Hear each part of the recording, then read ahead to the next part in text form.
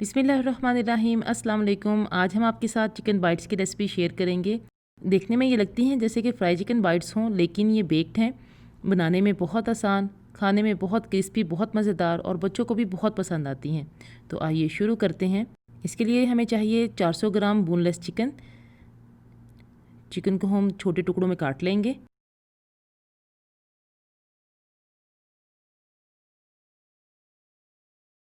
इसको बाउल में डालेंगे। फिर हम इसमें डालेंगे मीट टेंडराइज़र। मीट टेंडराइज़र से ये बहुत सॉफ्ट और बहुत मज़े की बनेंगी। ज़ीरा पाउडर, नमक, कश्मीरी लाल मिर्च,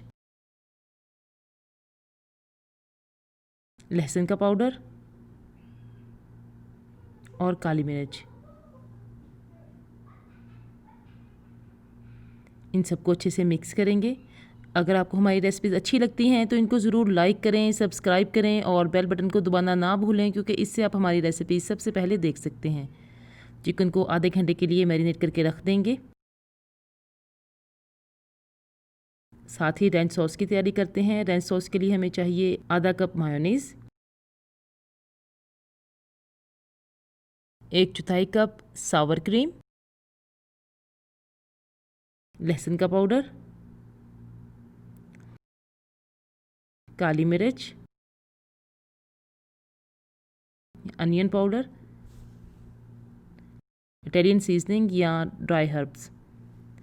इन सबको अच्छे से मिक्स करेंगे।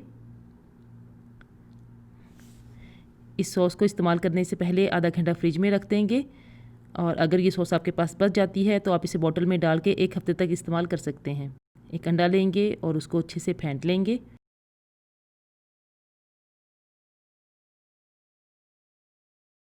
अब बाइट्स की तैयारी करते हैं। चिकन को सबसे पहले मैदे में फोल्ड करेंगे,